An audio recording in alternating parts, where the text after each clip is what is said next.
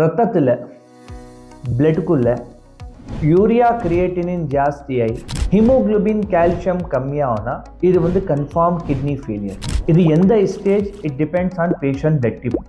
EGFR level பார்த்து நாங்கள் சொல்லுவோம் எந்த ஸ்டேஜ் கிட்னி ஃபெயிலியர் சொல்லி. இல்லைன்னா பிளட் டெஸ்ட்டில் நீங்கள் வந்து approximately eGFR test urea creatinine கூட கிட்னி ஃபங்க்ஷன் டெஸ்ட் கூட நீங்கள் எடுத்தால் அதில் உங்களுக்கு தெரிஞ்சிடும் ஃபஸ்ட் ஸ்டேஜா லாஸ்ட் ஸ்டேஜான்னு சொல்லி.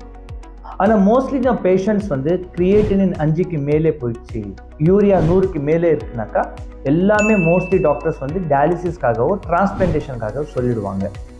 ஸோ எங்கள்கிட்ட வந்து யுனானி மெடிசன்ஸ், ஹர்பல் மெடிசன்ஸ் அந்த வாங்குகிற பேஷண்ட், எடுக்கிற பேஷண்ட் மோஸ்ட்லி இந்த ஸ்டேஜில் தான் வருவாங்க. எல்லாமே டாக்டர் டயாலிசிஸ் சொல்லிட்டாங்க, இப்போ வந்து டிரான்ஸ்பிளான்டேஷன் சொல்லிட்டாங்க, ஸோ இந்த டைமில் ஏதாவது உங்கள்கிட்ட மெடிசன்ஸ் இருக்கான்னு சொல்லி. ஸோ இதே மாதிரி ஒரு பேஷண்ட் எங்கள்கிட்ட வந்தாங்க. அவங்க வரும்போது அவங்களுடைய யூரியா வந்து 219 இருந்துச்சு, இந்த கிரியேட்டினின் லெவல் வந்து 13.90 13 இருந்துச்சு. இவங்க ஒரு மாதம் மெடிசன் சாப்பிட்டுட்டு அப்புறம் அவங்களுடைய கிரியேட்டின் லெவல் வந்து 5.62, யூரியா வந்து 107 ஆயிருக்கு. முன்னாடி எவ்வளோ இருந்துச்சு? 13 இருந்துச்சு, அதுக்கப்புறம் 5.62 ஆயிடுச்சு. ஸோ இதே மாதிரி வந்து எத்தனையோ பேஷண்ட்ஸுடைய வந்து பிஃபோர் அண்ட் ஆஃப்டர் உடைய பிளட் டெஸ்ட் ரிப்போர்ட் வந்து உங்களுக்கு காமிச்சிருக்கேன், யூடியூப்லேயே வந்து நீங்கள் பார்க்கலாம்.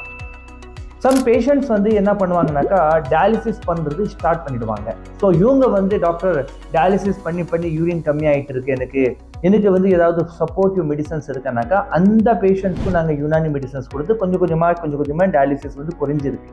எத்தனையோ பேஷண்ட் வந்து டாக்டரே டயாலிசிஸ் கேன்சல் பண்ணியிருக்காங்க, இப்போதுக்காக வானா இதுக்கப்புறம் பார்க்கலாம் நீங்கன்னு சொல்லி.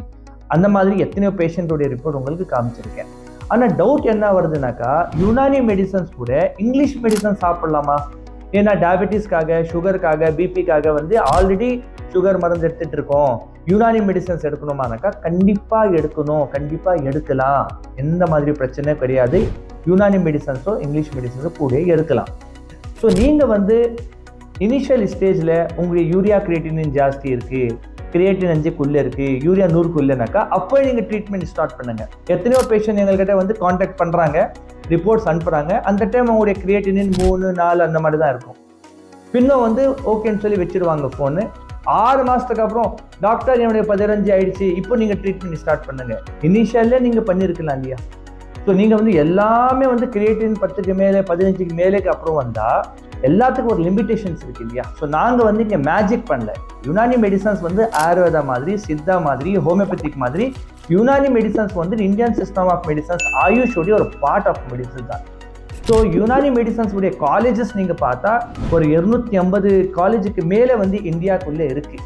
இதுதான் இது வந்து 3500 வருஷத்துக்கு முன்னாடியிலிருந்து யுனானி ட்ரீட்மெண்ட் பண்ணிட்டு இருக்காங்க, மெடிசன்ஸ் கொடுத்துட்டு இருக்காங்க, ஹர்பல் மெடிசன்ஸ் கொடுத்துட்டு இருக்காங்க. இப்போ பேஷண்ட்டுடைய ஃபிசிக்கல் கண்டிஷனில் வந்து வாந்தி வர்றது, விக்கல், மூச்சு வாங்குற பிரச்சனை, கை கால் வீங்குற பிரச்சனை, நைட்டில் தூக்கலைனாக்கா ஒரே மாதத்து மருந்து மெடிசன்ஸில் வந்து அது ஒரு அளவுக்கு சிம்டம்ஸ் வந்து கண்ட்ரோல் பண்ணுறதுக்கு முடியும். ரெண்டாவது யூரியா கிரியேட்டினின் குறையணும்னாக்கா ஒரே மாதம் ப்ராக்டிக்கலாக மெடிசன்ஸ் எடுத்து பிஃபோர் அண்ட் ஆஃப்டர் உடைய ரிப்போர்ட் நீங்கள் எடுக்கலாம். அதிலே குறைஞ்சிச்சுனாக்கா டயாலிசிஸ் தேவையில்லை. இல்லை நீங்கள் டயாலிசிஸ் பண்ணிட்டு இருக்கீங்கனாக்கா கூட யுனானி மெடிசன்ஸ் எடுத்தால் கொஞ்சமாக வந்து நாங்கள் டயாலிசிஸ் வந்து குறைக்கிறதுக்கு சான்ஸ் இருக்குது.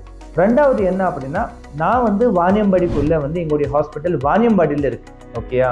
ஸோ இந்த வெள்ளூர், ஆம்பூர் இருக்குல்ல, அங்கே வாணியம்பாடியில் இருக்குது. ஸோ என் ஹாஸ்பிட்டல் வந்து பெங்களூர்லேயும் இருக்குது. ஸோ பெங்களூரில் வந்து எவ்ரி சாட்டர்டே நான் பார்ப்பேன். ஸோ நீங்கள் அங்கே கிட்டே இருந்து அங்கே வந்துடலாம், இல்லைன்னா வாணியம்பாடி நீங்கள் விசிட் பண்ணலாம். அதர்வைஸ் நீங்கள் வந்து முதல்ல ரிப்போர்ட்ஸ் வந்து வாட்ஸ்அப்பில் நீங்கள் அனுப்புங்க. முதல்ல எங்களுடைய அசிஸ்டன்ட் டாக்டர்ஸ் எல்லாம் பார்த்துட்டு உங்களுக்கு வந்து பத்தியம் என்ன எப்படி எல்லாமே சொல்லிடுவாங்க, டைட் அனுப்பிச்சிடுவாங்க. அதுக்கப்புறம் நீங்கள் வந்து மெடிசன்ஸ் ரொம்ப தூரம் இருந்தாக்கா கூரியரில் மெடிசன்ஸ் வாங்கி நீங்கள் யூஸ் பண்ணிக்கலாம்.